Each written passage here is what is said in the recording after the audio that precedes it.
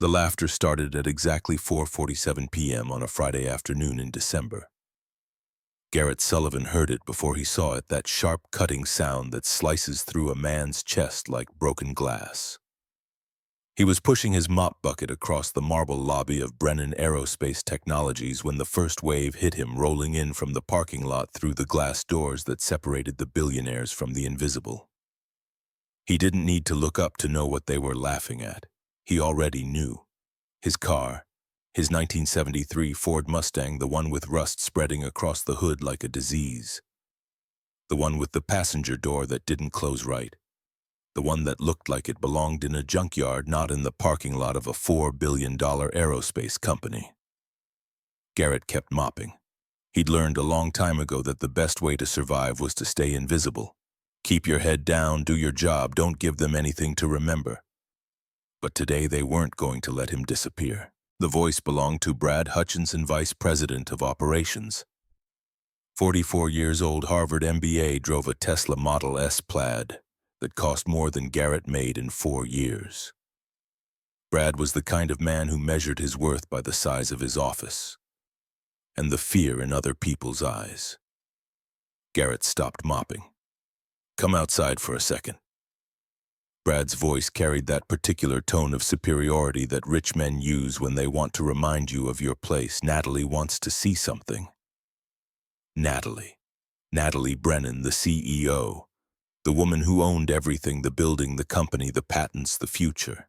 The woman who had never once looked Garrett in the eye in the 3 years and 11 months he'd worked here.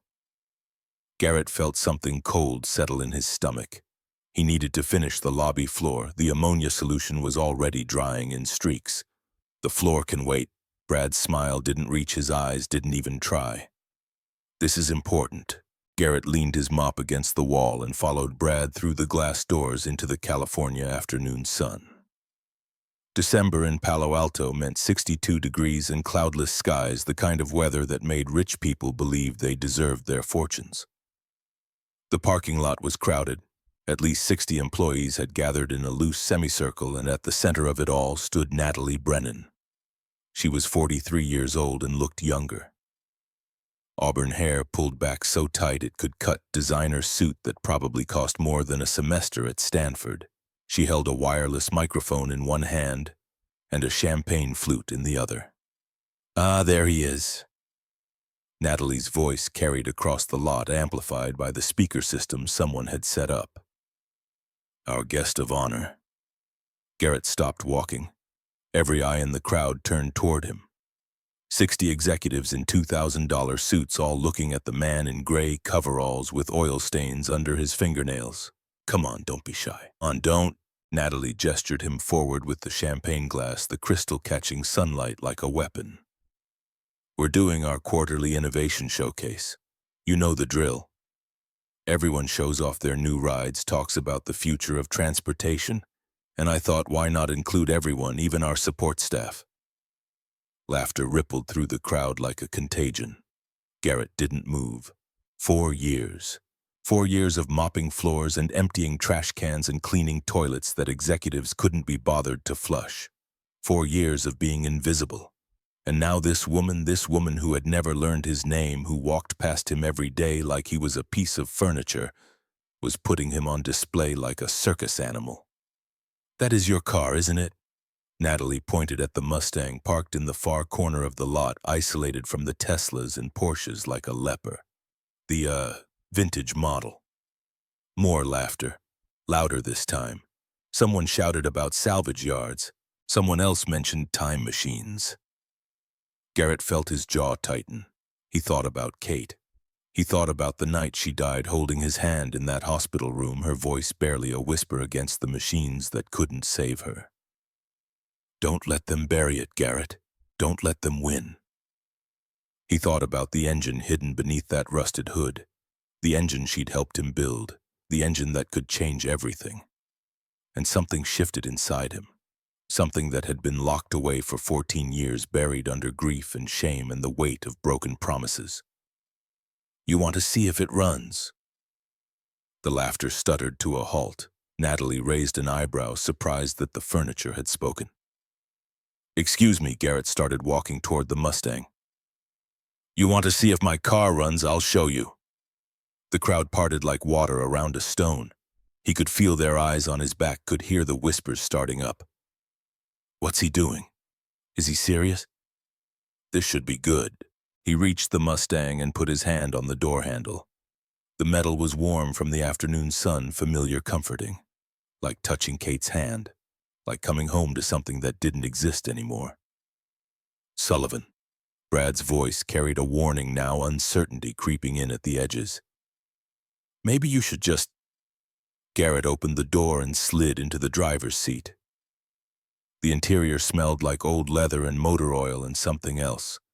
Something that only Garrett could identify. Chanel No. 5. Kate's perfume. Faint now, almost gone, but still there. Still with him after all these years. He put his hands on the steering wheel and closed his eyes. I'm sorry. The words were so quiet, even he barely heard them. I tried to stay invisible, Kate, but they won't let me. Then he turned the key. The engine didn't sputter. It didn't cough. It didn't wheeze or groan or make any of the sounds you'd expect from a 51-year-old car with rust on its hood and a maintenance worker who couldn't afford proper repairs. Instead, it sang. A deep, smooth, powerful harmonic that rolled across the parking lot like thunder. The sound was unlike anything the crowd had ever heard. Not from a car, not from a plane, not from any machine ever built by human hands. It was pure, perfect, alive, like an orchestra made of metal and physics and something that shouldn't be possible. The laughter stopped. Every single person in that parking lot went silent. Garrett revved the engine once, twice, 3 times. Each time that impossible sound filled the air, vibrating in their chests, making their teeth hum. Making them question everything they thought they knew about thermodynamics and energy conservation, and the laws that governed the universe. Natalie's champagne flute slipped from her fingers and shattered on the asphalt. Garrett killed the engine, stepped out of the car, and walked back toward the building without looking at anyone. His heart was hammering in his chest, adrenaline making his hands shake, but his face remained calm, expressionless. The mask he'd worn for 4 years holding firm for a few more seconds. Wait.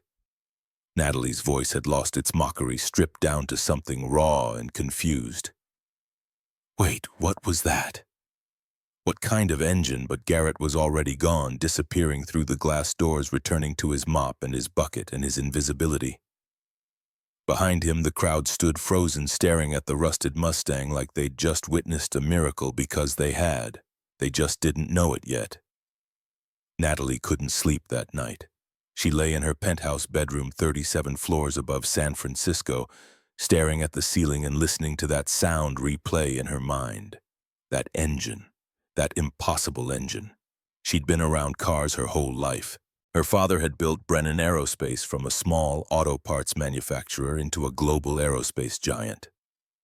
She'd grown up in garages and factories, surrounded by the smell of gasoline and the roar of combustion engines. She knew what machines sounded like. And that sound, that smooth, perfect, almost musical sound, was not something any machine should be able to make. She reached for her phone. 2:14 in the morning, according to the glowing numbers. Too late to call anyone. Too early to pretend she'd get any sleep. Brad, I need you in my office tomorrow morning. 6 a.m. The phone rang 4 times before he answered, his voice thick with sleep and confusion. Natalie, it's 2 in the morning. I need everything you can find on Garrett Sullivan. Employment history, background check.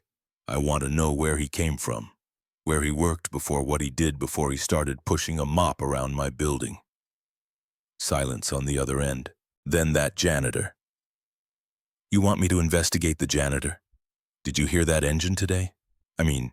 Yeah, it was different, I guess. Old car probably has some custom work. Different.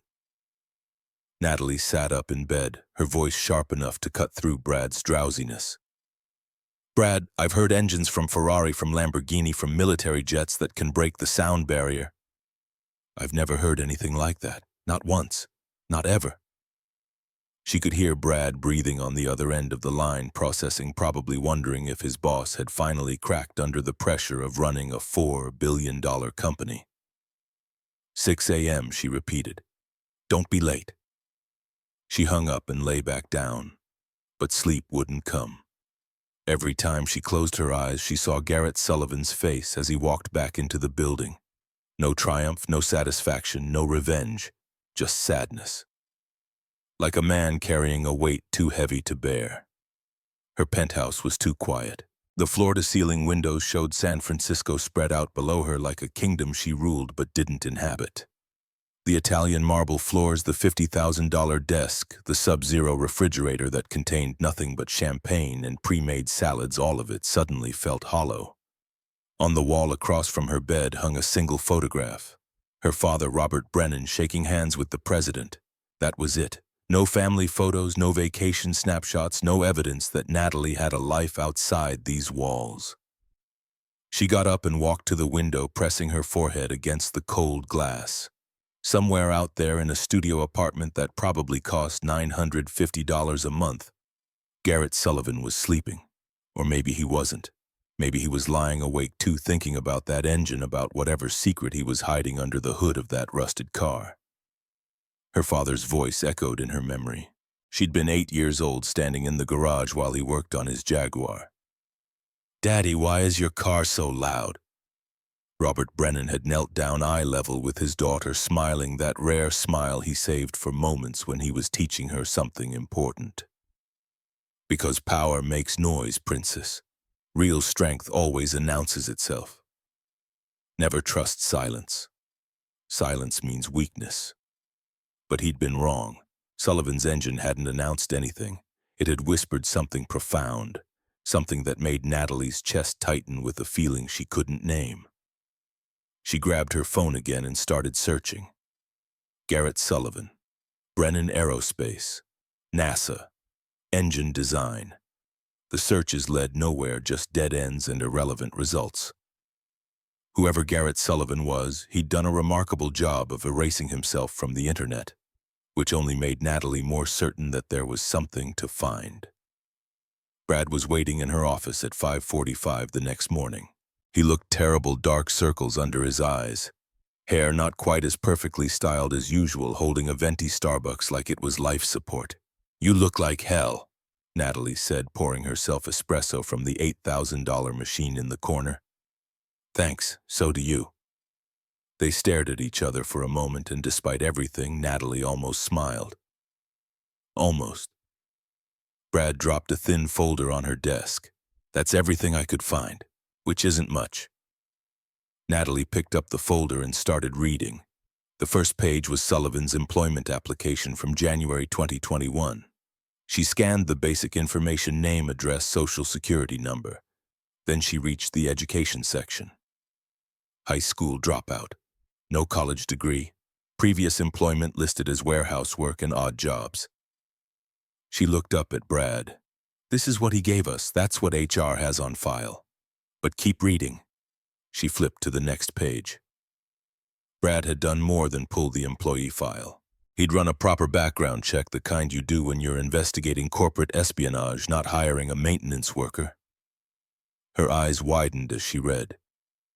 Bachelor of Science in Mechanical Engineering from MIT. Grade point average 3.9. Master of Science in Aerospace Engineering from Stanford, 4.0. 12 years at NASA's Jet Propulsion Laboratory in Pasadena. Senior Propulsion Systems Engineer, 14 peer-reviewed publications, 3 NASA awards. Natalie's hands started to shake. "Wait." She looked up at Brad, who was watching her carefully. MIT, Stanford, 12 years at NASA. "It gets better." Brad leaned back in his chair, and for the first time since she'd known him, he looked genuinely unsettled. After Stanford, he spent 12 years at NASA working on propulsion systems for deep space missions. Published papers, won awards. The guy was a rising star. Natalie felt something cold creep up her spine. "Then what the hell is he doing mopping my floors? That's where it gets weird." Brad pointed at the folder.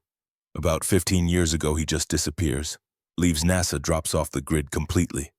No publications, no patents, no employment records, nothing.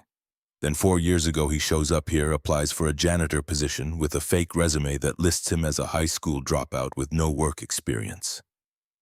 Natalie stared at the documents. A NASA engineer, a propulsion specialist, hiding in her building for 4 years, mopping floors and emptying trash. Why? There's one more thing. Brad's voice was quiet now, careful. I found an old news article from 15 years ago, right before Sullivan disappeared from NASA. He handed her a printout. The headline read, "Aerospace Engineer's Wife Loses Battle with Cancer."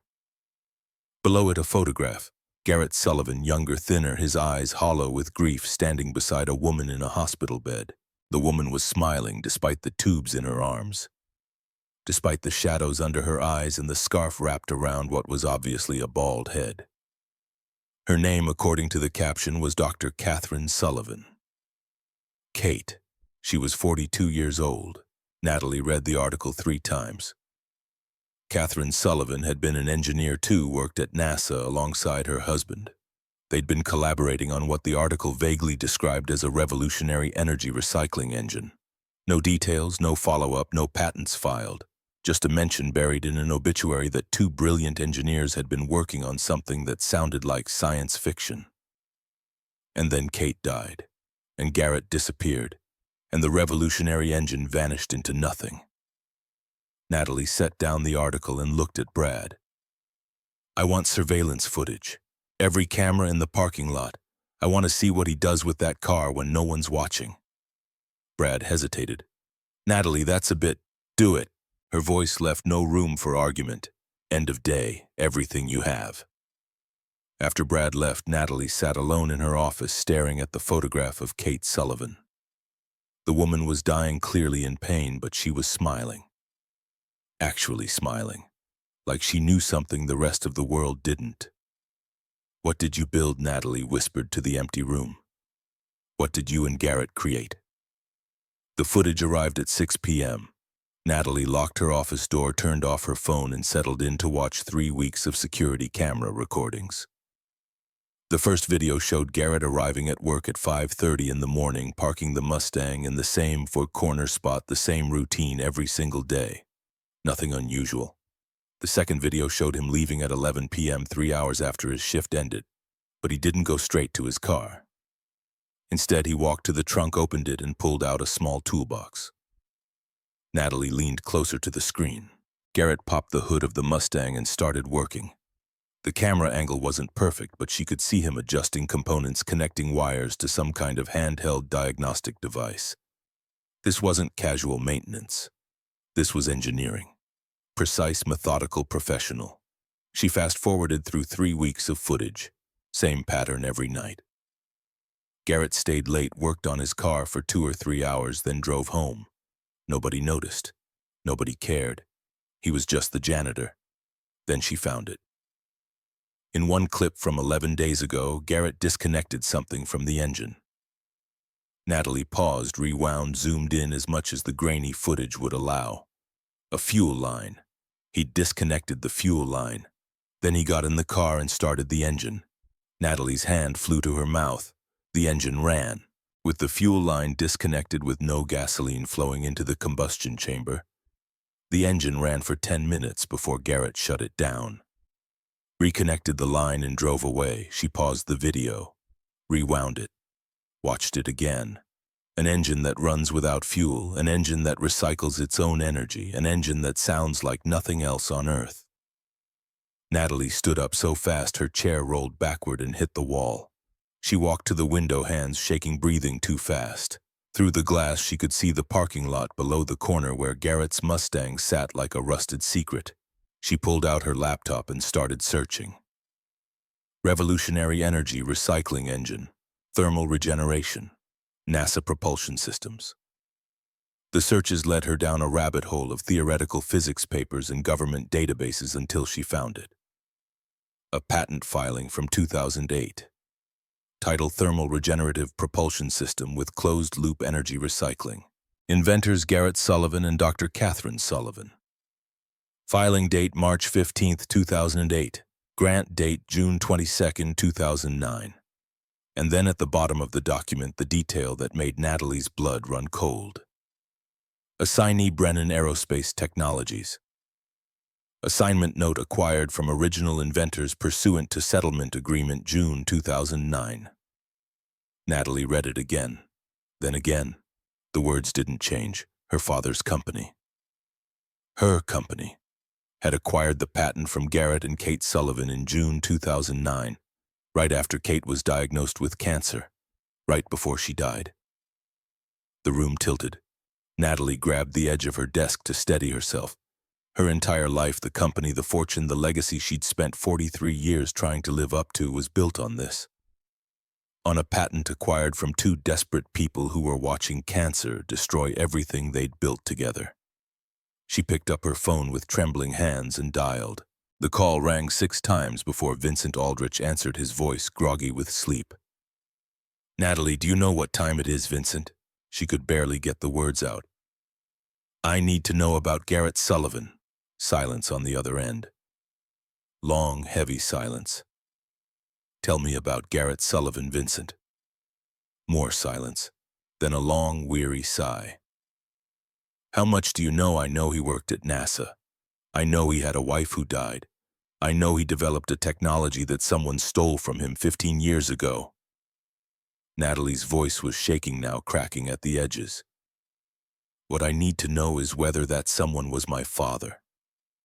The silence stretched into eternity. "Then I think you'd better come to my house. There are some files your father left with me, files he never wanted you to see." Natalie was in her car before Vincent finished speaking. Vincent Aldrich lived in a mansion in Atherton, 20 minutes from the office, but a world away in terms of old money and established power. He'd known Natalie since she was a child, had bounced her on her knee at company picnics, had given the eulogy at her father's funeral 7 years ago. Now he stood at his front door at 10:45 at night, an old man in a bathrobe holding a manila folder that seemed to weigh more than the world. "Come in." His voice was tired in a way that had nothing to do with the late hour. "I made coffee. You'll need it." He led her to his study leather chairs, oak desk walls lined with books that had actually been read. On the desk sat the folder 2 inches thick, stuffed with papers that looked like they'd been handled many times over many years. "Your father was a complicated man." Vincent sat down heavily, suddenly looking every one of his 71 years. Brilliant, ruthless, capable of great kindness and great cruelty sometimes in the same breath. Natalie couldn't bring herself to sit. She stood by the desk staring at the folder like it might explode. Did he steal the Prometheus engine? The name had been in the patent filing, buried in the technical specifications. Prometheus, named after the Greek titan who stole fire from the gods. Vincent picked up the folder, held it for a moment, then handed it to her. "Steal is a strong word, but yes, in essence, yes." Natalie opened the folder. Inside were documents, legal papers, patent applications, email chains, and a handwritten letter in her father's unmistakable script. She started reading. The first document was an email from Robert Brennan to his chief legal counsel dated May 12, 2009. "Jim Daniel and Catherine Sullivan approached us yesterday requesting $500,000 in funding. In exchange, they're offering 30% equity in their Prometheus engine technology. I've reviewed their preliminary patents. This is billion-dollar technology, thermal regenerative propulsion. If it works, and their proof of concept suggests it does, it will revolutionize the entire aerospace industry."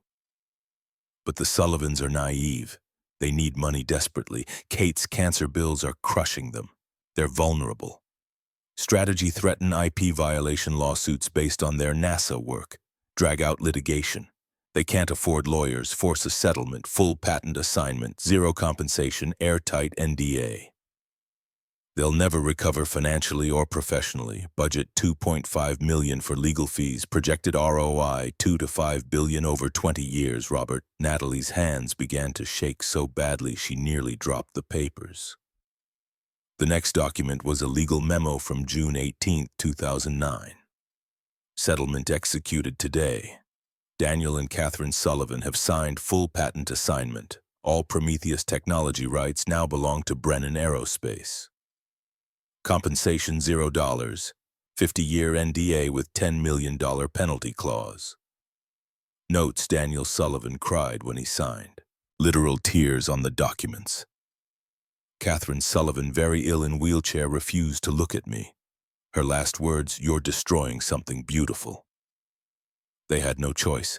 Medical bills totaling $347,000 and mounting. Total bankruptcy. Cost to us $2.3 million in legal fees. Value acquired estimated $2 to $5 billion. Natalie walked to Vincent's bathroom and vomited. When she came back, face pale, hands still shaking. Vincent was holding a glass of water and a towel. He didn't say anything, just waited. She picked up the folder again, found the handwritten letter from Robert Brennan to Vincent Aldrich dated 2010. Frank Vincent. I know you disapprove, but business isn't about morality. It's about survival. The Sullivans came to me in desperation. Kate was dying. They needed money. I saw an opportunity. That's what makes a successful businessman. The ability to see opportunity where others see tragedy. Daniel has disappeared. Good. The less noise, the better. Kate's death in November was unfortunate timing, but honestly it removed a variable. She was the real genius. Daniel is talented, but Kate was visionary. We've had 20 engineers trying to reverse engineer Prometheus from the patents for 8 months. Built 47 prototypes, none of them work properly. The patents are incomplete. The Sullivans kept the critical components in their heads. Clever bastards. But it doesn't matter. At least they can't develop it with someone else. The technology is locked away, that's enough. Sometimes frank winning isn't about having everything, it's about making sure your enemies have nothing. Natalie read the letter 3 times. The handwriting was her father's. She'd seen it on birthday cards, on notes stuck to the refrigerator, on the will he'd left when he died. The same hand that had written "I love you, sweetheart" had also written "Your enemies have nothing." She looked up at Vincent, who was watching her with sad, tired eyes. He didn't just steal the technology. Her voice was barely a whisper. He destroyed them. While Kate was dying, while they were drowning in medical bills, he used that against them. Vincent nodded slowly. Yes. And then when she died, he called it unfortunate timing, like she was just an inconvenience, an obstacle. The tears came then, hot and bitter. Natalie didn't try to stop them. I spent my whole life trying to live up to his legacy, trying to prove I was worthy of the Brennan name. And it was all built on this, on destroying 2 good people while the wife was dying of cancer. Vincent stood and walked to his antique safe. He opened it with a combination Natalie couldn't see, then pulled out a second smaller envelope, sealed with wax. Your father wrote this 2 weeks before he died. Pancreatic cancer, stage 4. The doctors gave him 3 months. He handed the envelope to Natalie, his hands shaking almost as badly as hers. He asked me to give this to you if you ever found out about the Sullivans. Quote, let her know who I really was. Natalie broke the seal and pulled out 3 handwritten pages. Her father's last confession. My dearest Natalie, if you're reading this, you've discovered what I did to Garrett Sullivan and his wife. Good. You deserve to know who your father truly was. I'm dying. 3 months left, and for the first time in 65 years, I'm afraid, not of death, of judgment, of meeting Catherine Sullivan wherever we go next. You want the truth? Here it is. I was a monster. The Sullivans came to me desperate. Kate was dying. Bills were crushing them. They had technology worth billions, but zero capital to develop it. They trusted me. Instead, I saw prey. I used lawyers to tear apart their lives, threatened to bankrupt them with IP litigation, drew out the process while medical bills drowned them. Then I offered a settlement, give me everything or lose everything. Daniel cried when he signed. Kate, in her wheelchair, bald from chemotherapy, weeks from death, looked at me and said, "You're destroying something beautiful. I hope you can live with that." I could. And I did. Kate died 5 months later. Daniel disappeared. I built a $4 billion empire. But here's what nobody knows. I didn't stop at patent theft. After they signed the NDA, I made sure Garrett Sullivan never worked again, blacklisted him from every aerospace company, called personal contacts at Boeing, Lockheed, SpaceX, Blue Origin, flagged his name in industry databases as litigation risk, had lawyers send cease and desist letters to any company that interviewed him, monitored his bank accounts to ensure he stayed poor. Why? Because I was terrified. Terrified that if he rebuilt, if he found another partner, he'd expose what I'd done. So I destroyed his career. Permanently. Catherine Sullivan died hating me. Garrett Sullivan vanished. And I built my empire on their corpses. I'm not asking for forgiveness. I don't deserve it. I only want you to know who I was. Ruthless, paranoid, brilliant, and utterly, completely alone. Do you know why I never remarried after your mother left? Not because I loved her too much, because no one stays with a monster. Do you know why I worked 80-hour weeks, not dedication? Because going home meant facing silence. Do you know why I died alone in a hospital room with only Vincent beside me? Because that's what I deserved. Natalie, you can be different. You have a heart I never had, a conscience. Don't become me. Don't let this legacy bury you. If you meet Garrett Sullivan, and I think you will tell him I'm sorry. Tell him he won. Tell him Catherine's Prometheus engine deserves to see daylight. And if you can, my dearest daughter, fix what I destroyed. Be the person I could never be. I love you despite everything. Your father. P.S. I tried to develop Prometheus. 20 engineers, 8 years, 200 million invested. Every prototype failed because Garrett and Kate kept the critical components in their heads. The technology I stole worthless without them. I destroyed 2 lives for nothing. That's my legacy. Natalie finished reading. The letter fell from her hands, pages scattering across Vincent's Persian rug. He knew. Her voice was hollow, empty. He knew everything. And he still did it. Vincent knelt down slowly, gathering the pages. Your father died 7 years ago. He called for you at the end. The nurses said he kept asking where you were. I was in Tokyo. Business trip. Natalie's voice was mechanical now, shock settling in like frost. I didn't know he was dying. He didn't tell me. He didn't want you to see him weak. Vincent stood holding the pages carefully. His last words were, tell Natalie I'm sorry. For everything. Tell her to be better than me. Natalie looked at the old man who'd been her father's best friend for 42 years. The question came out before she could stop it. Why didn't you stop him, Vincent? You knew what he was doing. Vincent's face crumpled. Because I was a coward. I valued our friendship more than doing what was right. I've lived with that for 15 years, every single day. The room was silent except for the grandfather clock in the corner ticking away seconds that couldn't be taken back. What do I do now? Natalie whispered. Vincent walked to the window, looking out at the manicured lawn, the perfect hedges, the wealth that bought beauty but not redemption. Your father spent his whole life taking from people who couldn't fight back. He died rich, powerful, and completely alone. In that hospital room, do you know what he said to me? I wasted my life. I built an empire of sand. Vincent turned back to face her. You have a choice he never had, the choice to do right. The question is, are you brave enough? Natalie stood on shaking legs. She gathered the folder. The letter, all the evidence of her father's sins, and held them against her chest like armor. I don't know, she said honestly. I don't know what I am anymore. She walked to the door. Vincent followed, but slowly, like he was walking to his own execution. Thank you for keeping these, for telling me the truth. Make it right, Natalie. Fix what your father destroyed. It's the only way to escape his shadow. Natalie paused at the door. If I make it right, I'll lose everything. The company, the reputation, everything he built. Maybe. Vincent's voice was gentle now, almost kind. But you'll gain what he never had, what the ability to look in the mirror without hating the person you see. Natalie stepped out into the California night. The air was cold for December, carrying the smell of eucalyptus from the nearby tree. She stood beside her Mercedes, the folder of evidence heavy in her arms, and looked up at the stars.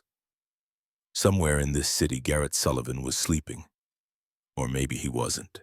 Maybe he was lying awake thinking about the engine in his Mustang, about the wife he'd lost, about the life that had been stolen from him. Her father's voice echoed in her memory. Fix what I destroyed. But how? How do you fix 15 years of stolen dreams? How do you give back a life that can never be returned? Natalie thought about Garrett's face that afternoon when he'd climbed out of the Mustang after showing them all what his engine could do. No triumph, just sadness, the face of a man who'd already lost everything that mattered. Her hands tightened on the folder. There was only one way she knew how to fix things. One language she understood. Money. Compensation. A fair deal to replace the unfair one her father had forced. She would buy the Prometheus engine from Garrett Sullivan. Offer him what he deserved, millions, tens of millions, whatever it took. That wasn't stealing. That was justice. Wasn't it? Natalie got in her car and drove back toward San Francisco, her father's confession on the passenger seat. Beside her, the weight of his sins pressing down on her chest. She didn't know it yet, but she was about to make the same mistake her father had made. She was about to try to buy something that had never been for sale. Natalie called Garrett into her office Monday morning at 9 o'clock sharp. She'd spent the weekend rehearsing what she would say, how she would frame the offer, the exact words that would make him understand. This was different from what her mother had done. This was compensation, fairness. Justice delayed, but finally arriving. Her secretary buzzed when Garrett arrived. Send him in. The door opened and Garrett stepped through, still wearing his gray coveralls, standing near the entrance like he was ready to flee at any moment. His eyes swept the office, the floor-to-ceiling windows overlooking Palo Alto. The walnut desk that cost more than he made in 6 months, the abstract art on the walls that meant nothing to anyone but cost everything. Sit down. Natalie gestured to the leather chair across from her desk. Garrett didn't move. I need to finish the second-floor restrooms. This won't take long, please. He lowered himself into the chair slowly, suspiciously, like it might be a trap. His hands rested on his knees, calloused and scarred from years of work that had nothing to do with the MIT degree or the Stanford Masters or the 12 years at NASA. Natalie had prepared a speech. Something about mutual benefit and fair market value and new partnerships. But sitting across from him now, looking at the quiet dignity in his face, the words dried up in her throat. I did some research on you. She decided to start with honesty. MIT, Stanford, NASA. You were a propulsion engineer. A good one from what I can tell. Garrett's expression didn't change. That was a long time ago. Not that long. 15 years isn't ancient history. You could have worked anywhere. SpaceX would have hired you in a heartbeat. Boeing, Lockheed. You could have started your own company. I needed a job. His voice was flat, giving her nothing. Natalie leaned forward. You're hiding something. That car of yours, that engine? I've heard a lot of engines in my life. I've never heard anything like that. For the first time, something flickered in Garrett's eyes. Caution, maybe. Fear. It's just an old car. Then you won't mind selling it to me. Natalie pulled out the checkbook she'd prepared, the Mont Blanc pen her father had given her for her 30th birthday. I'll give you $50,000 cash today. More than that car is worth by any measure. It's not for sale. 100,000. No. 200,000. Natalie's voice was rising now. Frustration bleeding through the professional veneer. $200,000 for a rusted piece of junk with an interesting engine. Nobody says no to that kind of money. Garrett stood up. I should get back to work. $500,000. The words came out sharp, desperate. $500,000 for the car, no questions asked.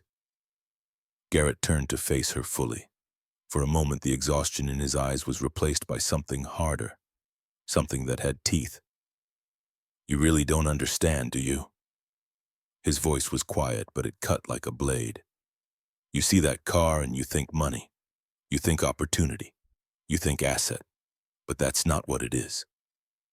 The pause stretched between them, heavy with 14 years of grief. That car is all I have left of my wife. Every time I turn that key, I hear her voice. Every mile I drive, I feel her beside me. You can't buy that. Not for $500,000, not for $500 million.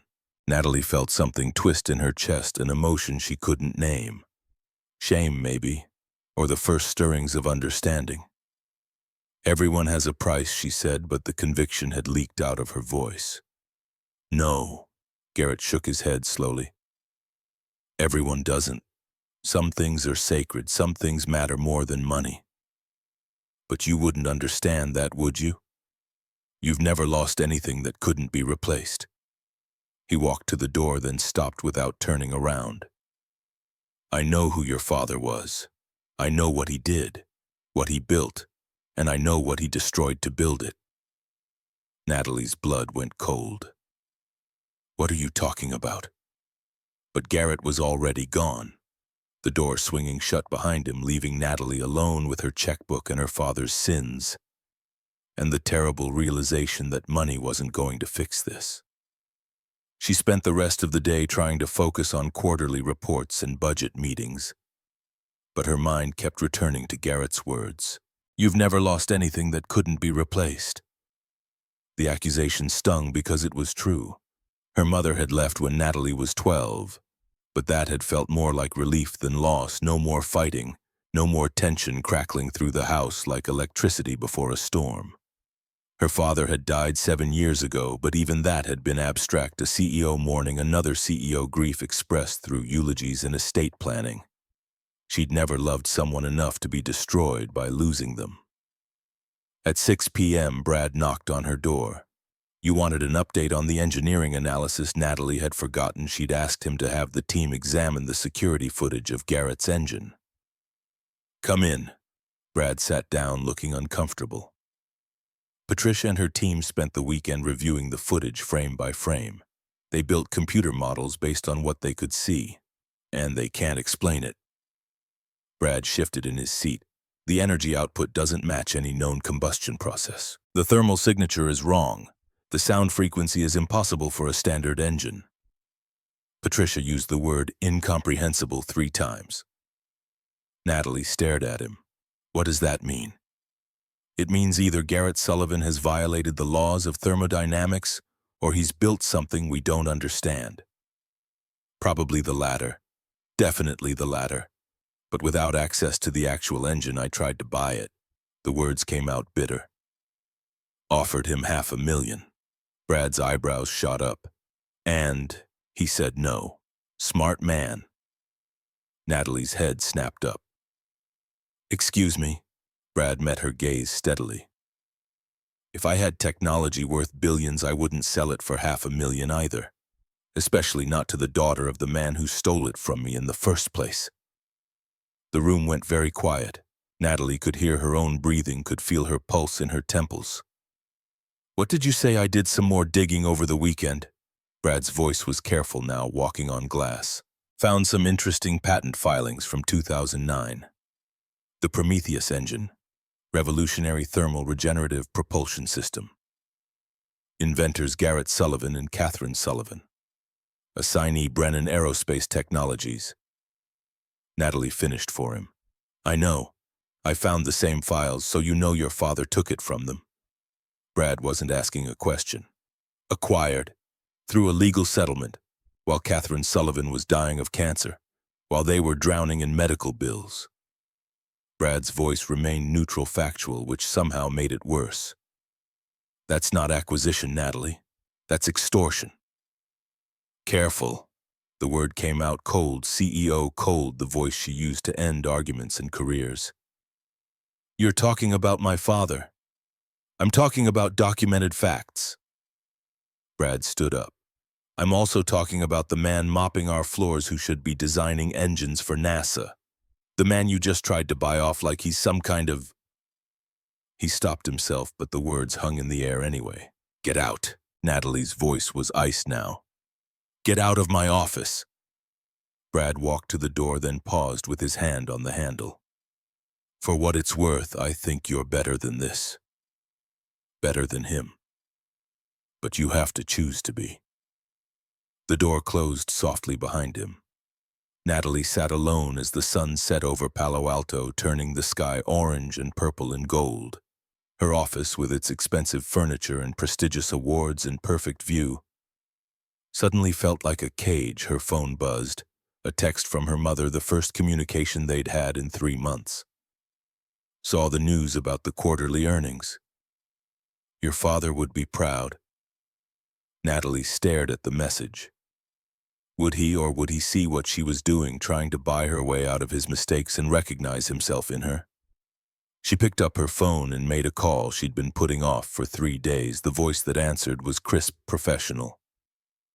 Brennan residence. It's Natalie. Is my mother available? A pause, then Helen Brennan's voice came on the line, distant and perfectly modulated as always. Natalie, to what do I owe the pleasure? I need to ask you something about Dad. Natalie's throat felt tight. Did you know about Garrett Sullivan, about what happened in 2009? The silence stretched for so long Natalie thought the call had dropped. Your father and I were separated by then. Helen's voice had gone carefully neutral. I knew very little about his business dealings. But you knew something. Another long pause. I knew he'd acquired some kind of engine technology. I knew there had been legal complications. I knew he was working longer hours than usual, drinking more. She stopped, and when she continued, her voice was softer, almost sad. I knew he was becoming someone I didn't recognize. Did you try to stop him? The laugh that came through the phone was bitter. I tried to stop your father from many things over 23 years of marriage, Natalie. I never succeeded once, that's why I left. Natalie closed her eyes. Did he ever express regret about Sullivan? About your father didn't do regret. Helen's voice was firm again. He did justification. He did rationalization. He did whatever mental gymnastics necessary to convince himself that what he wanted was the same as what was right. The words hit harder than Natalie expected. Isn't that what she'd been doing? Convincing herself that buying the Prometheus engine was justice, when it was really just acquisition with better PR. Why are you asking about this now? Helen's tone had shifted, concern creeping in. Natalie, what have you done? Nothing yet, but I'm about to. Be careful. Your father's legacy is complicated. You don't have to carry all of it. After they hung up, Natalie sat in the darkening office and made a decision. If Garrett wouldn't sell her the engine, she'd do what her father had done. She'd make sure he had no other option. She picked up the phone and called Brad back. I need you to do something for me. Keep your voice steady, CEO, steady. I need you to terminate Garrett Sullivan's employment, effective immediately. Brad's voice came through sharp with disbelief. What? Why? I don't need a reason. I'm the CEO. I can fire anyone I want. Natalie, this is insane. What are you? Security will escort him out tomorrow at noon. Make sure he doesn't take anything from the building. The line was quiet for a long moment. When Brad spoke again, his voice was cold. I'll handle it, but you should know this is exactly what your father would have done. I know. Natalie hung up before he could say anything else. She sat alone in her office as night fell completely, the city lights below like stars that had fallen to earth. She told herself she was protecting the company, protecting her father's legacy, protecting everything they'd built.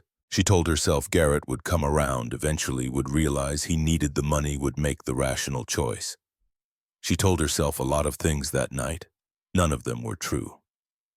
Security escorted Garrett out of Brennan Aerospace at 11:47 the next morning. Natalie watched from her office window as he crossed the parking lot, flanked by 2 guards in dark suits who looked uncomfortable with the assignment. Garrett didn't argue, didn't make a scene, didn't give them the satisfaction of a reaction. He just walked with quiet dignity to his Mustang, got in and turned the key. That sound again. Even from 12 floors up, even through reinforced glass, Natalie could hear it. That impossible, beautiful sound. Then he drove away, and Natalie was left with silence and the growing certainty that she'd just made a terrible mistake.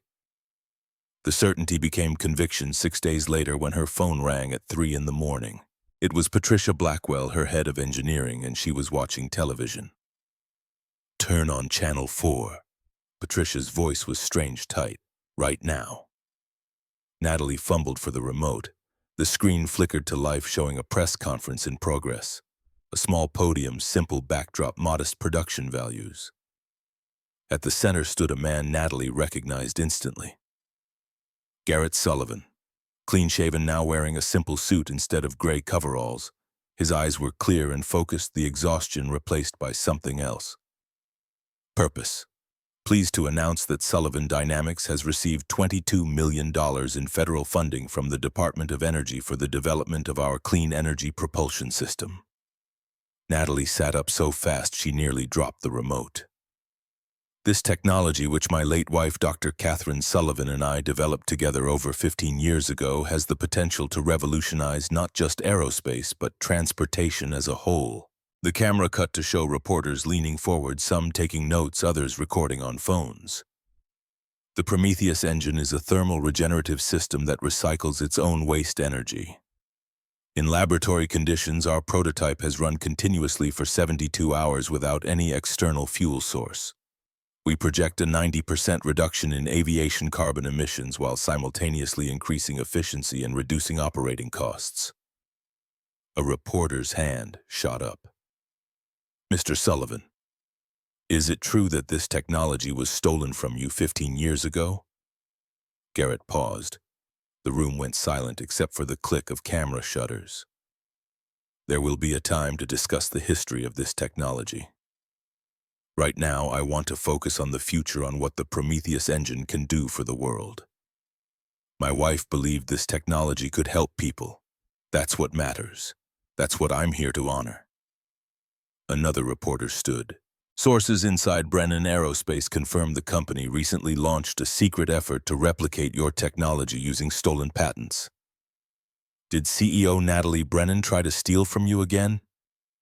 Garrett's face remained impassive.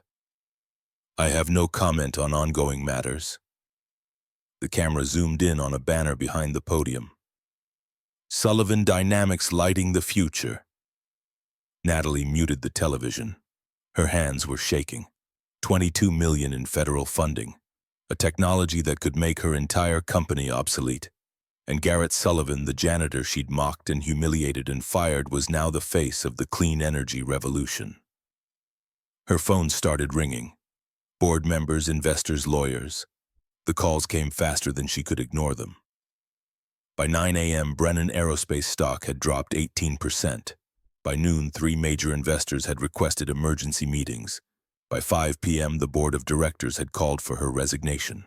Natalie sat in her office as the sun set over a city that suddenly felt hostile. Every news channel was running the story. Social media was exploding with hashtags: Justice for Catherine, Aurora Revolution, the Natalie Brennan scandal. And the worst part, the part that made Natalie want to scream, was that she deserved every bit of it. Every accusation was true. Her father had stolen the technology. She had tried to steal it again. She was exactly what the world was calling her: a privileged heir, who thought rules didn't apply to her. Brad knocked on her door around 7. "The board wants an answer by morning. They're prepared to vote you out if you don't resign voluntarily." Natalie didn't turn from the window. "What would you do?" "Honestly, I'd resign. Take a severance package. Disappear for a year or two until this blows over. You're young enough to reinvent yourself. Run away, you mean?" "Strategic retreat. There's a difference." Natalie finally turned to face him. "My father ran away from what he did. He buried it and pretended it never happened. And look where that got us. Look where it got me." Brad's expression softened slightly. "Natalie, you can't fix this. The damage is done. Sullivan has federal funding, public sympathy, and working technology. You have a failed replication effort and a PR nightmare. There's no path forward here. Maybe not for the company." Natalie's voice was quiet. "But maybe there's a path forward for me." Brad stared at her. "What are you talking about?" "I'm talking about doing something my father never did, something I've never done. She walked to her desk and picked up her car keys. I'm talking about telling the truth. Natalie, wait. Think about this. But she was already walking out the door, leaving Brad standing alone in her office, wondering if his boss had finally lost her mind. Natalie drove for 45 minutes before she found the address. Sullivan Dynamics operated out of a converted warehouse in Oakland, a modest building with simple signage and a parking lot that held maybe a dozen cars. Through the windows, she could see lights burning despite the late-hour engineers working machines humming. Progress being made. She parked her Mercedes beside the rusted Mustang and sat for a long moment, gathering courage that had always come easily when she was spending money or issuing orders but felt impossibly heavy now. Then she got out and walked to the front door. It was unlocked. She stepped inside and found herself in a workshop filled with engine components, diagnostic equipment, and the organized chaos of serious innovation. A dozen engineers looked up from their work, surprised to see a stranger in an Armani suit standing in their workspace. At the center of it all stood Garrett Sullivan, hands covered in grease, eyes fixed on Natalie with an expression she couldn't read. Everyone out. His voice was quiet but carried authority. The engineers hesitated. Boss, are you sure now? They filed past Natalie without a word, glancing back over their shoulders as they went. In 30 seconds, the workshop was empty except for the two of them. Garrett wiped his hands on a rag. How did you find this place? It's listed in the federal grant documentation. Public record. Natalie took a breath. I came to apologize. The silence stretched between them like a wire pulled too tight. I read my father's files. Natalie's voice was steady despite the fear churning in her stomach. I know what he did to you, to Kate. I know how he stole your work and destroyed your careers. I know he threatened you with lawsuits you couldn't afford to fight. I know he took everything. Garrett's expression didn't change. And you think an apology fixes that? No. Nothing fixes it. Natalie forced herself to meet his eyes. I just needed you to know that I understand what my family took from you. Do you? Garrett's voice was soft but had an edge sharp enough to draw blood. Do you understand what it's like to watch your wife die knowing you can't afford better treatment because someone stole your life's work? Do you understand what it's like to mop floors for 4 years? Invisible to everyone, carrying a secret that could change the world? But having no way to share it, Natalie felt tears building behind her eyes but refused to let them fall. No, I don't. I'll never understand that. Garrett walked to a shelf and pulled down a thick binder, its pages yellowed with age and use. These are the complete Prometheus specifications. Everything Kate and I developed. Everything your father couldn't steal because we kept it in our heads. Natalie looked at the binder, confused. Why are you showing me this? I'm testing you. Garrett held the binder out to her. Take this home. Study it. If you can understand what Kate and I built, not just the mechanics, but the philosophy, the reasoning, the heart of it, then maybe you're capable of being different from your father. What if I can't? Then you'll prove you're exactly who I think you are, and this conversation will be the last we ever have. Natalie reached out slowly and took the binder. It was heavier than she expected, dense with knowledge and years of work and a love she'd never experienced. How long do I have? As long as it takes. Garrett turned back to his work. Close the door on your way out. Natalie walked out into the Oakland night, clutching the binder to her chest like it might save her life. Behind her, the lights of Sullivan Dynamics glowed warm against the darkness. In her hands, she held the key to redemption. She just didn't know yet if she was strong enough to use it. Natalie didn't go back to her penthouse. She couldn't face the empty rooms and expensive furniture, and the ghost of her father's approval. Instead, she drove to a 24-hour diner off Highway 101, ordered coffee she didn't drink, and opened the binder. The first page hit her like a physical blow. In elegant handwriting, Kate's handwriting, she realized were the words, "For Garrett, for our future, for everyone who needs light in the darkness." Natalie stared at those words for a long time. This wasn't just engineering. This was love. This was hope. This was everything her father had tried to destroy and failed. She turned the page and started reading. The mathematics were brutal. Natalie had studied engineering in college enough to understand most technical presentations that crossed her desk. But this was different. This was genius on a level she'd never encountered. Every equation built on the one before it. Every diagram contained layers of meaning she had to work to unpack. Kate and Garrett hadn't just designed an engine. They'd created a philosophy of energy, a new way of thinking about power and motion and sustainability. By 3 in the morning, Natalie's head was pounding. She'd filled half a legal pad with notes, most of them questions she couldn't answer. The waitress had refilled her coffee 6 times and was starting to give her concerned looks. Natalie didn't care. She kept reading. Around 5 a.m., she found a section labeled Core Principles in Garrett's handwriting. The Prometheus engine is not about creating energy from nothing. That's impossible. It's about respect. Respecting the energy that already exists, capturing what would otherwise be lost. Treating waste as opportunity. Kate always said the universe doesn't have a scarcity problem. It has a wisdom problem. We throw away more than we use. Prometheus changes that. Natalie read those words 3 times. Respecting the energy that already exists. She thought about her own life. The energy she'd wasted on appearances, on competition, on proving herself to people who didn't matter. The opportunities she'd thrown away because they didn't fit her image of success. The relationships she'd burned because maintaining them required effort she wasn't willing to give. She'd been living her whole life like a wasteful engine, losing more than she used. The sun was rising by the time she left the diner. She drove to a storage facility in Menlo Park, rented the largest unit available, and started making calls. "I need equipment." Her voice was hoarse from too much coffee and not enough sleep, but had a clarity she'd never heard in it before. "Machine tools, diagnostic systems, everything we used for the prototype attempts." Patricia Blackwell's voice came through, confused, concerned. "Natalie, the board is meeting in 3 hours. They're going to vote you out. You have to be there to defend yourself." "I know. I'm not going to the meeting. What? You have to." "No, I don't." Natalie's voice was calm now, certain in a way that felt both terrifying and right. "I'm done defending who I was. I'm going to become someone worth defending." She hung up before Patricia could argue. Over the next 6 hours, Natalie transformed the storage unit into a workshop.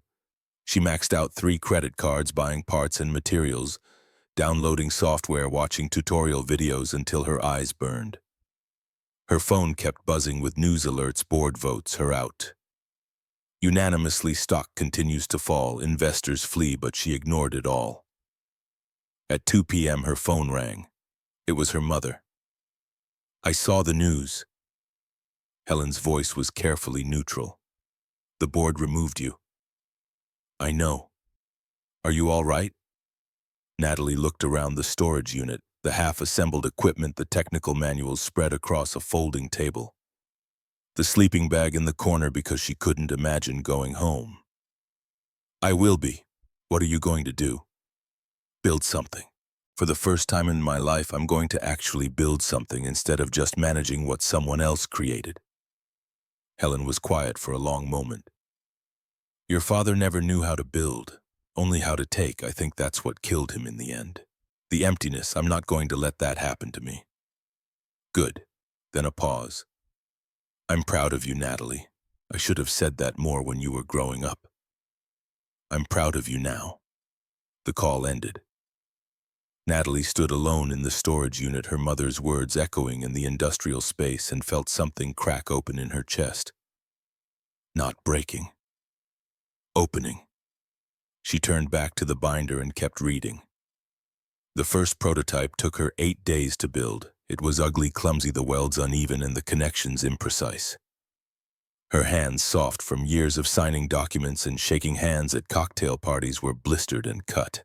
She'd burned herself twice with the soldering iron, hit her thumb with a hammer hard enough to turn the nail black, and spent one entire night crying in frustration when a circuit board she'd spent 12 hours assembling turned out to be wired backward.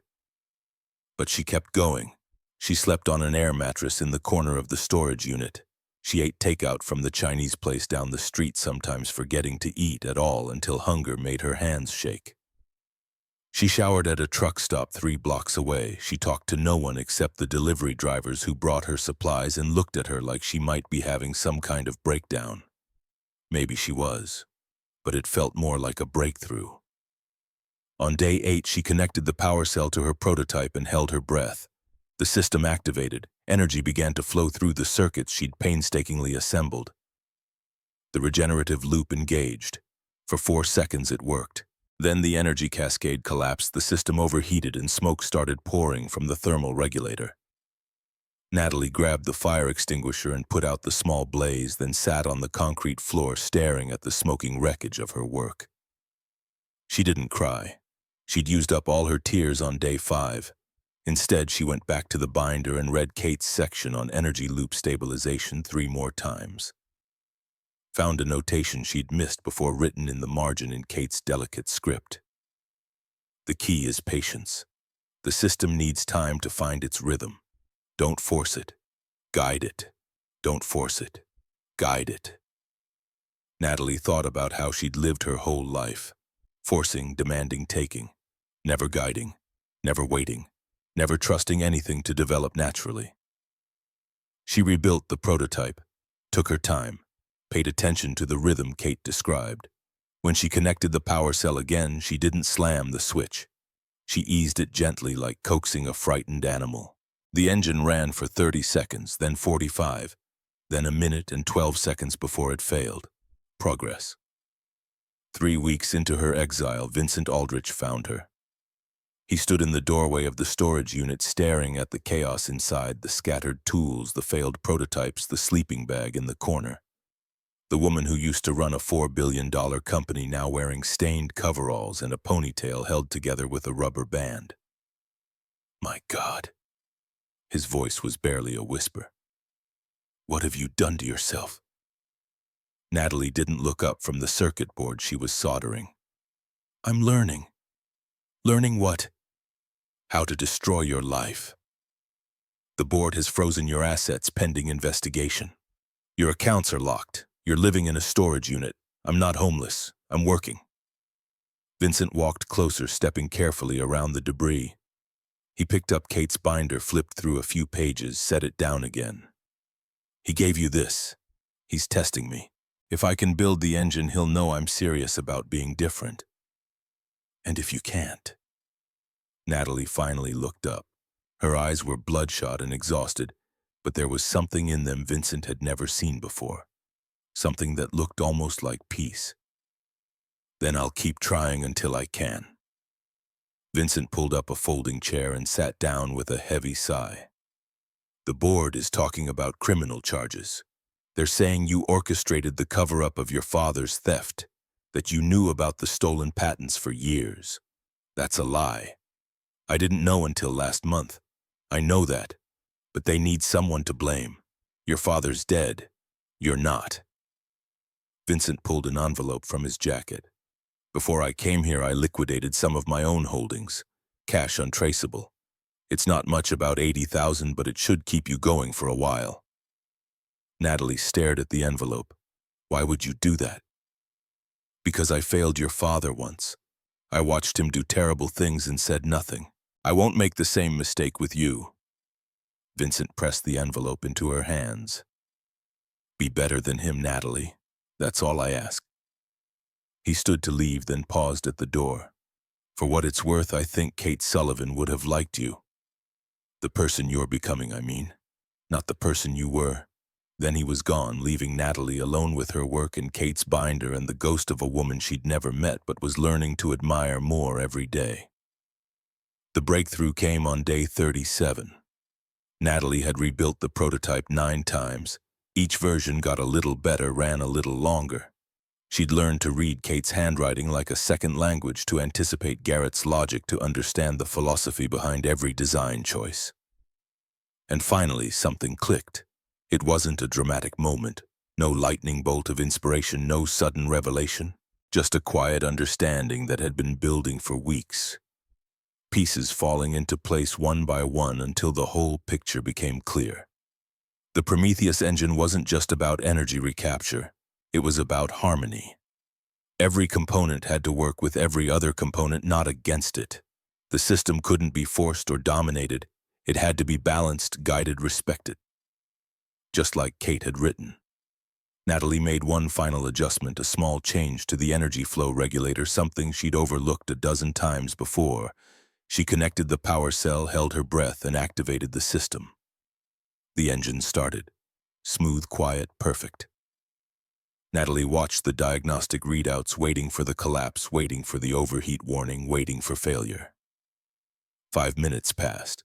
10, 20. The energy loop held. The system recycled its own output, feeding back into itself, sustaining motion without external fuel. It wasn't perpetual, nothing was perpetual, but it was close. Closer than anything she'd ever seen. Natalie sat down on the concrete floor and cried. Not from exhaustion, though she was exhausted. Not from relief, though she was relieved. She cried because for the first time in her life, she had built something real, something true, something that mattered. And she cried because she understood now what Garrett had lost. The woman who had written those notes, who had dreamed these dreams, who had poured her heart into this impossible vision, she was gone. And all the money and power in the world couldn't bring her back. Natalie cried for Kate Sullivan, a woman she'd never known and could never thank. And somewhere in those tears, she found the person she wanted to become. She called Garrett the next morning. "It works, the engine. I built it. It's been running for 14 hours. Silence on the other end. "Did you hear me? I said I built it. I heard you." Garrett's voice was strange, guarded, but something else too. Something that might have been surprise. "You actually did it. I want to show you. I want you to see that I understand what you and Kate created. Not just the mechanics, the meaning, the philosophy." "Why does that matter to you?" Natalie gripped the phone tighter. "Because I need you to see that I'm not my father. I need someone, anyone, to believe that people can change, that I can change." More silence. "Then where are you?" She gave him the address. "I'll be there in 2 hours, don't touch anything." Garrett arrived at exactly the time he said he would. He walked into the storage unit without speaking, his eyes moving across the failed prototypes in the corner, the tools scattered across workbenches, the binder lying open to a page covered in Natalie's handwritten notes. Then he saw the engine, still running, that smooth, quiet hum filling the space. The diagnostic screens showed stable readings, the energy loop holding perfectly. Garrett walked closer. He examined every connection, every circuit, every component. He checked the readings, ran his own diagnostics, monitored the system for any sign of degradation. 15 minutes passed in silence. Finally, he turned to face Natalie. "How long did this take you?" 37 days. "And you built it alone?" "No help from anyone, no help. Just the binder and a lot of trial and error." Garrett looked back at the engine. "This configuration, the adjustment you made to the flow regulator, it's not in the binder." Natalie nodded. "I know. I figured it out on my own. It's based on something Kate wrote in the margins about harmony, about every component working with every other component. I realized the original design had a small imbalance in the feedback loop. The change corrects it." Garrett stared at her, and for the first time since she'd met him, his expression showed something other than grief or anger. "You improved it. You actually improved our design." "I didn't mean to. I was just trying to make it work." "No." Garrett shook his head slowly. "Kate and I spent 7 years on this engine. We knew that imbalance was there, but we couldn't figure out how to fix it. And you found the answer in 37 days. He walked to the binder and picked it up, flipping through the pages, slowly looking at Natalie's notes and calculations and questions written in the margins alongside Kate's original text. She would have liked this. His voice was quiet now, almost gentle. Kate. She would have liked seeing her work continue, seeing someone else understand what we were trying to do. I wish I could have met her. So do I. Garrett set down the binder and turned to face Natalie fully. You know what she told me once, right before she died? She said the Prometheus engine wasn't just about energy. It was about faith. Faith that the universe gives us what we need if we're wise enough to accept it. Faith that waste can become wealth and loss can become gain. He paused, and in that pause, 14 years of grief and anger seemed to shift slightly, making room for something new. She said that someday the right person would find our work and carry it forward.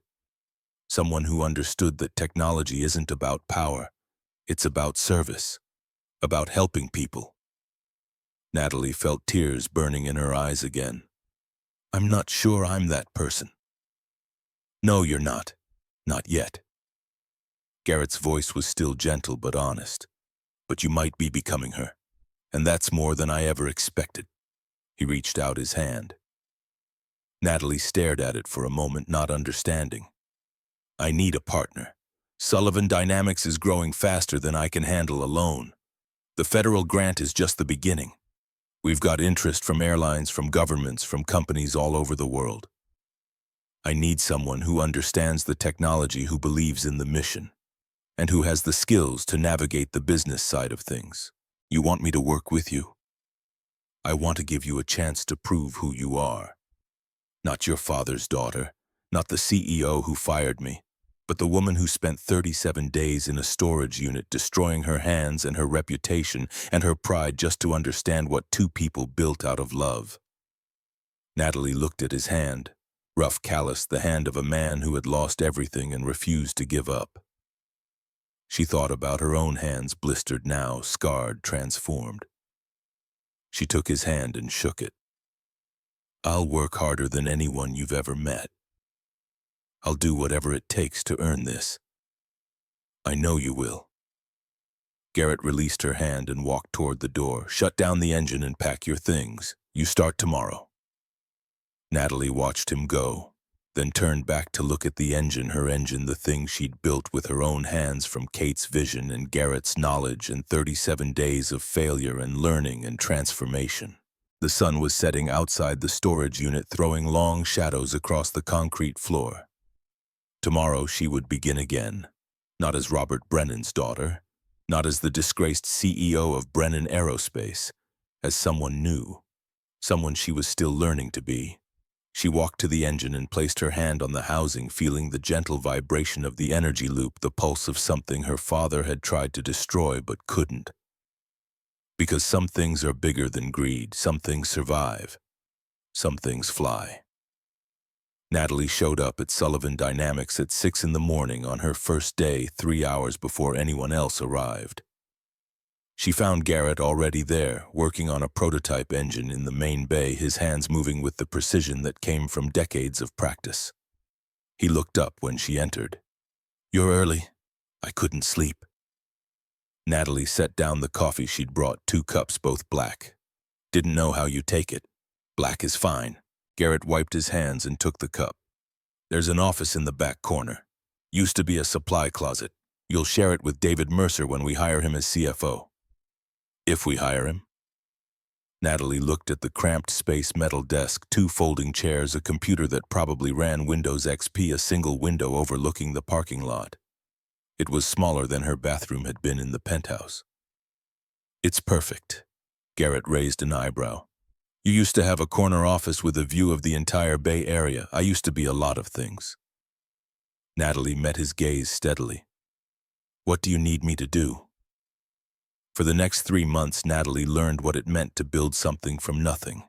She answered phones and filed paperwork and negotiated with suppliers who hung up when they heard the name Brennan. She learned to fix the ancient coffee maker when it broke, to unclog the toilet when the plumber was too expensive, to stay late reconciling spreadsheets because they couldn't afford an accountant.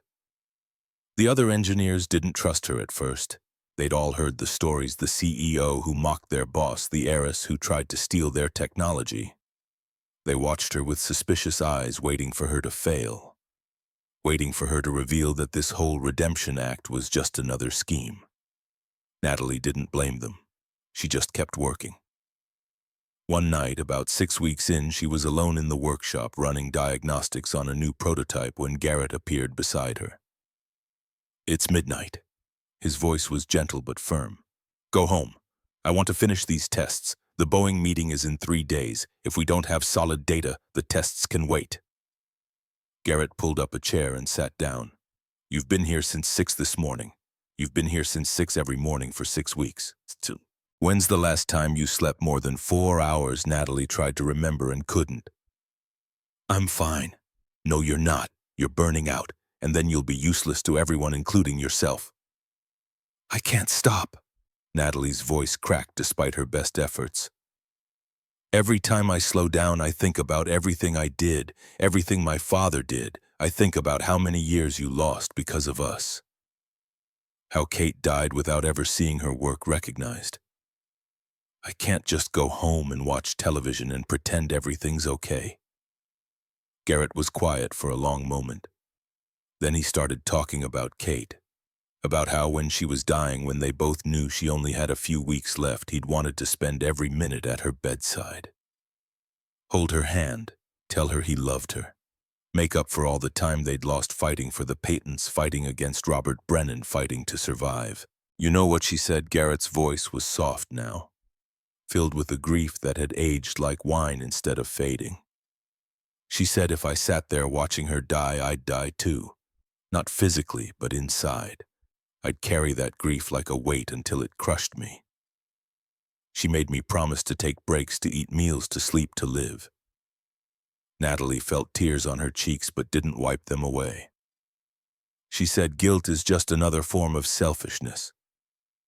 When we punish ourselves, we're making everything about us, our pain, our redemption, our story. But real change isn't about punishment. It's about service. About taking the energy we'd waste on guilt and using it to help someone else." "How do you do that?" Natalie whispered. "How do you stop feeling guilty for something that can never be fixed?" "You don't stop feeling it. You just learn to carry it differently. Like the engine, you don't eliminate the waste.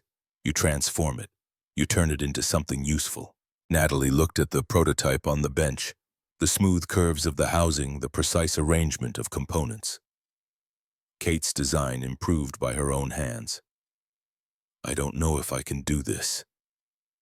"Be the person you need me to be. The person Kate would have wanted." "Neither do I." Garrett stood up. "But I'm willing to find out." "Are you?" Natalie nodded. "Then go home. Get some sleep. Come back tomorrow ready to transform your waste into something useful." The Boeing meeting approached faster than Natalie expected. She spent the days leading up to it in a state of controlled panic, triple-checking every number, every projection, every technical specification. This wasn't just another business deal. This was Kate's dream meeting the real world. The night before, Natalie couldn't sleep. She sat in her small apartment, a modest one-bedroom in Oakland she'd rented with Vincent's money, and stared at a photograph she'd found in Kate's binder. Kate and Garrett on their wedding day, standing in Golden Gate Park, both of them young and brilliant and full of hope. Kate's smile was radiant, her eyes bright with dreams that would never fully come true. "I won't let them down," Natalie whispered to the photograph. "I promise." When the Boeing executives walked into Sullivan Dynamics the next morning, led by Catherine Wells, a woman whose silver hair and sharp eyes spoke of decades navigating corporate warfare, Natalie felt her stomach drop. Catherine's reputation preceded her: brilliant, ruthless, impossible to fool. "We've read your materials." Catherine's voice could have cut glass. "Impressive numbers, but I didn't fly from Seattle to look at PowerPoint slides. Show me something real." Natalie glanced at Garrett, who gave her the slightest nod. This was her moment, her test. "Follow me." She led the Boeing team outside to where the Mustang sat in the morning, still rusted, still battered, still impossibly precious. Catherine wrinkled her nose at the car. "This is your billion-dollar demonstration. This is the original." Natalie kept her voice steady, professional. "The first Prometheus engine ever built, 15 years old. Never needed major repair, never needed fuel. The Boeing engineers exchanged skeptical glances. Catherine's expression remained neutral, giving nothing away. Never needed fuel. Catherine's tone suggested she'd heard 1,000 lies in her career. That's quite a claim. Watch. Natalie climbed into the driver's seat while Garrett distributed tablets to the Boeing team, connecting them to diagnostic equipment. Real-time data feed. You'll see exactly what the engine does. Natalie turned the key. That sound, that perfect, impossible harmonic, filled the parking lot. The Boeing engineers stared at their tablets, watching data that shouldn't exist. Energy recycling through a closed loop, sustaining itself, growing stronger instead of weaker. One engineer, a man who looked like he'd designed engines for 30 years, whispered, "That violates the second law of thermodynamics." "No." Natalie's voice carried quiet authority. "It respects it. We're not creating energy. We're refusing to waste it." The demonstration lasted an hour. Natalie answered every technical question, walked them through every component, explained the philosophy Kate had embedded in the design. She didn't oversell, didn't exaggerate, just showed them the truth. When it was over, Catherine stood silent for a long moment, staring at the Mustang like it had just rewritten the rules of physics, which in a way it had. "I've been in aerospace for 32 years. Catherine's voice had lost its edge, replaced by something close to wonder. "I've seen every kind of con, every impossible promise, but this." She turned to Natalie, and for the first time her eyes showed something other than skepticism. "I know who you are, Ms. Brennan. I know what your father did. I know what you did. Half my board thinks we shouldn't be within 100 miles of you or this company." Natalie's chest tightened, but she held Catherine's gaze. "What do you think?" "I think technology doesn't care about our sins. I think this engine could change everything." And I think Catherine extended her hand.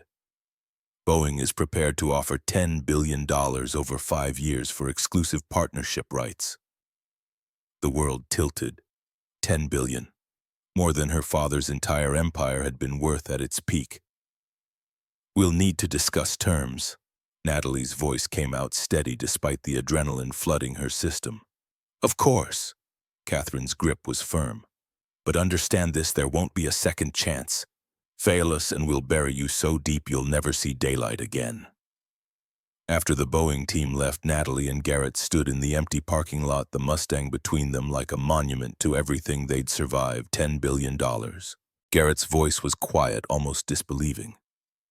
Kate's dream just became worth more than most countries' GDP. "You should call her parents. Tell them." "I will." But first, Garrett turned to face her fully.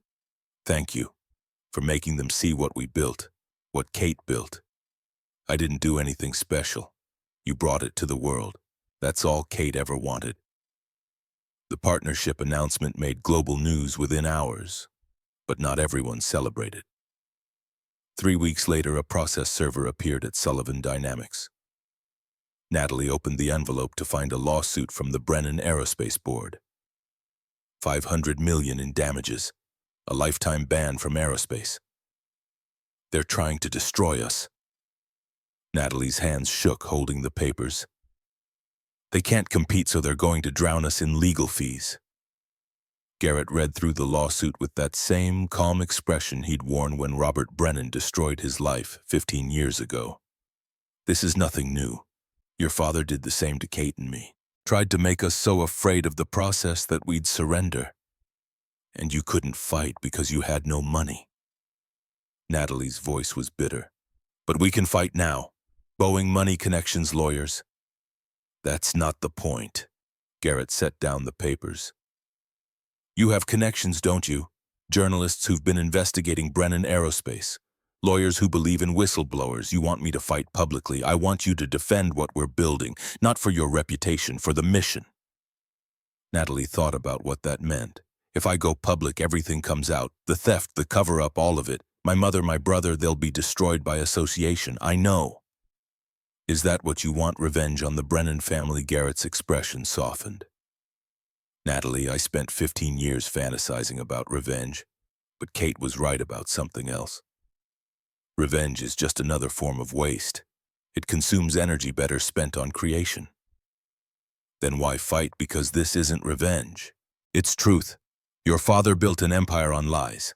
Every dollar Brennan Aerospace ever made came from what he stole from us. You can't undo that, but you can stop hiding from it. He walked to the window, looking out at the Mustang. Stand up and tell the world this is what happened, this is who my father was, and this is who I choose to be instead. That's not revenge, that's liberation. Natalie's press conference was scheduled for a Tuesday morning. She stood backstage in a simple black suit, no designer labels, no armor of wealth. Her hands were shaking. You don't have to do this.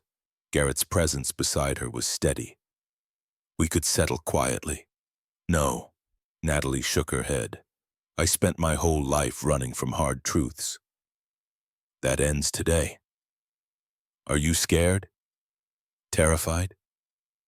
Kate used to say that vulnerability is the price of transformation. If it doesn't scare you, it isn't real change.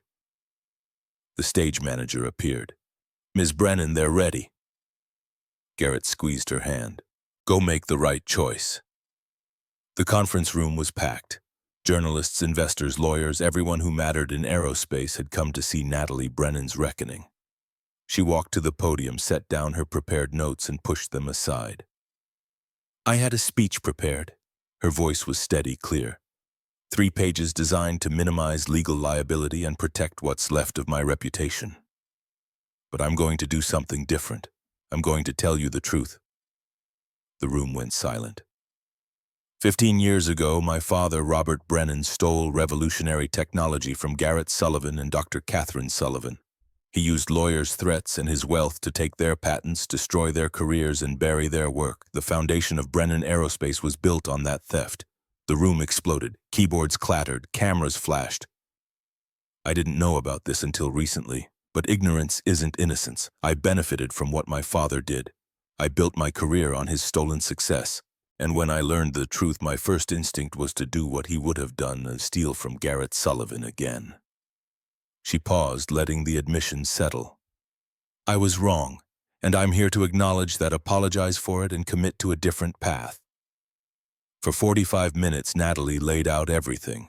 Her father's theft, the destroyed lives, her own attempts to buy the technology, being fired the storage unit, the 37 days of building and failing and learning.